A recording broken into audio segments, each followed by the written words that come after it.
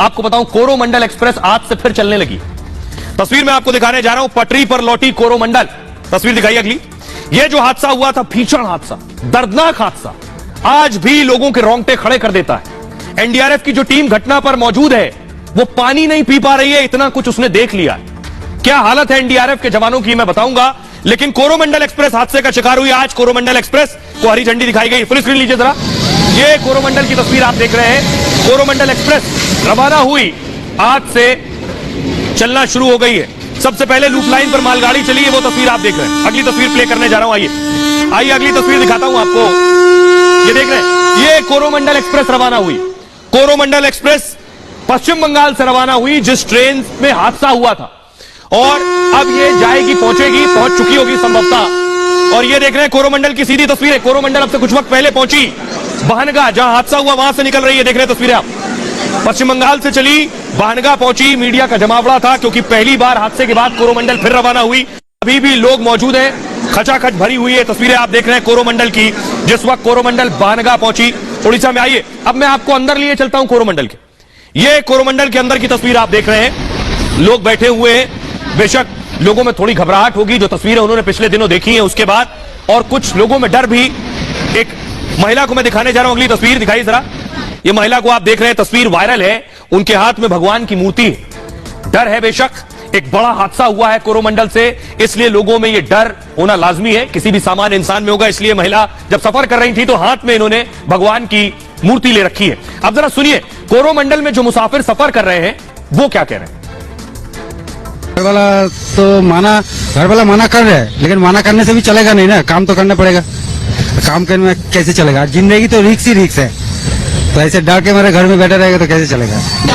भगवान की मर्जी जो होगा देखा जाएगा, नहीं जाना तो है ना, इसलिए जाना ही है। टेंशन इंटरव्यू का ही थोड़ा हो रहा है कि उसमें क्या पूछेंगे नहीं पूछेंगे। जर्नी के लिए कुछ ज्यादा डर नहीं था। देखिए डर तो लग रहा है सबकी हो, लेकिन जाना तो पड़ेगा ना, काम है इसीलिए जाना पड़ेगा। मैं कोई खास काम के लिए जा रहा हूँ मैम, जो पैसेंजर जा रहे हैं मैम उन लोग को यात्रा शुभ हो, यही चाहता हूँ मैं, हम भी अच्छे से जाए, बस इतना है।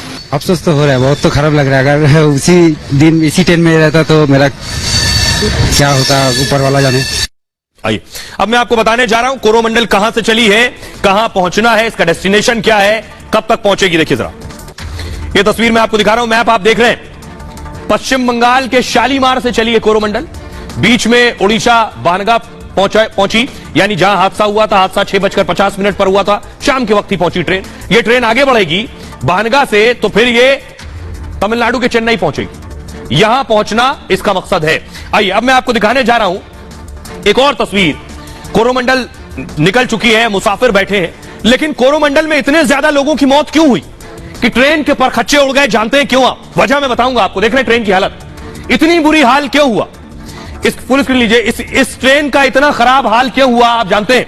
इस ट्रेन में 288 लोगों की मौत क्यों हुई? इसके पीछे एक बड़ी वजह है, जिस ट्रेन से टकराई उस ट्रेन में 6000 टन, जी हां 6000 टन लोहा भरा था मालगाड़ी में। कोरोमंडल जब 6000 टन लोहा भरी मालगाड़ी से टकराई, इसलिए इतने ज्यादा लोगों की मौत हुई। अब देखिए जरा, मैं पूरी कहानी आपको बताने जा रहा हूं। यह आप तस्वीर देख रहे हैं, अब देखिए जरा, यह कोरोमंडल जो हादसा हुआ, यह तस्वीर सब कुछ बयां कर रही है। कोरोमंडल एक्सप्रेस खड़ी मालगाड़ी से टकरा गई थी। उस मालगाड़ी में लोहा भरा हुआ था, लोहा, ये जो आप आगे देख रहे थे, लोहा भरा था। मालगाड़ी का जो वजन था ये 6000 टन था। इतना लोहा था कि समझिए 6000 टन लोहा, मतलब लोहे की दीवार खड़ी थी आगे, और लोहे की दीवार से कौन टकराया? कोरोमंडल एक्सप्रेस 128 किलोमीटर की स्पीड से आ रही थी। सोचिए, एक गाड़ी, एक ट्रेन लोगों से भरी हुई, 128 किलोमीटर प्रति घंटे की रफ्तार, और वो जाकर लोहे की दीवार से टकरा जाए। भीषण टक्कर से कोरोमंडल के परखच्चे उड़ गए, उसके भारी भरकम डिब्बे मिनटों में चकनाचूर हो गए। टक्कर इतनी भीषण थी, यही वजह है 288 जाने गई, जबकि मालगाड़ी टस से मस नहीं हुई, अपनी जगह खड़ी थी। आपने देखा कोरोमंडल का इंजन उछलकर मालगाड़ी के ऊपर आकर रख गया था। यह क्यों हुआ? रिपल्सिव फोर्स यानी प्रतिकारक बल से यह नुकसान हुआ है।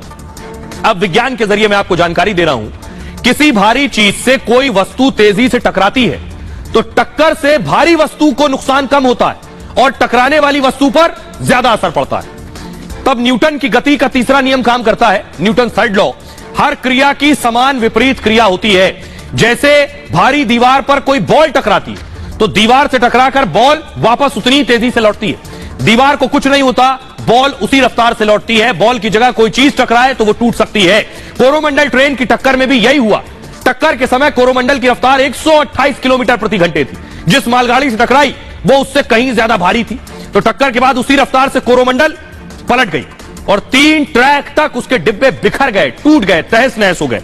अब जरा सुनिए जरा रेलवे की अधिकारी जया वर्मा क्या कह रही।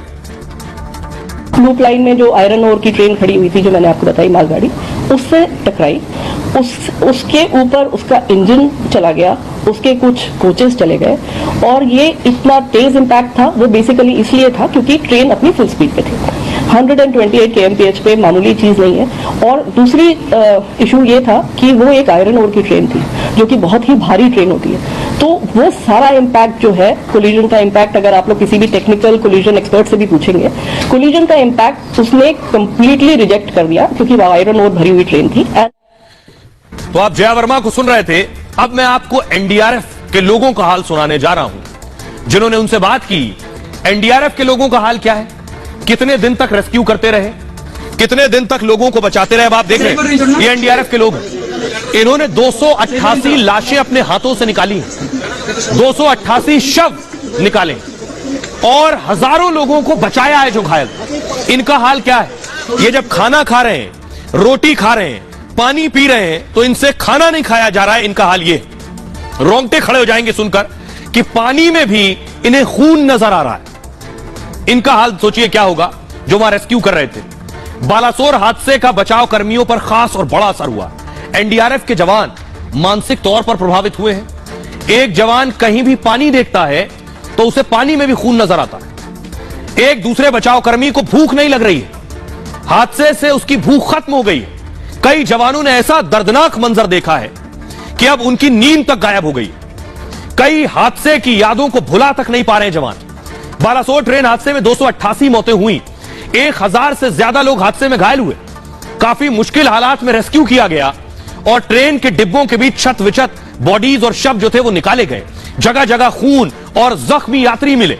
ऐसे हालात देखकर जवान बीमार हो गए और एनडीआरएफ जवानों की मानसिक काउंसलिंग की जा रही है। इस वक्त मानसिक स्थिरता का पाठ्यक्रम शुरू किया जा रहा है, उन्हें सामान्य किया जा सके। योग और ध्यान का भी अभ्यास कराया जा रहा है ताकि जवान हादसे की यादों से बाहर निकल सके। तुर्की में भूकंप के बाद भी ऐसे सत्र शुरू किए गए थे। बचाव कर्मियों को दर्दनाक यादों से बाहर निकाला गया था। सोचिए आप जिन्होंने सिर्फ तस्वीरें टेलीविजन के माध्यम से देखी हैं, वो अब तक उन तस्वीरों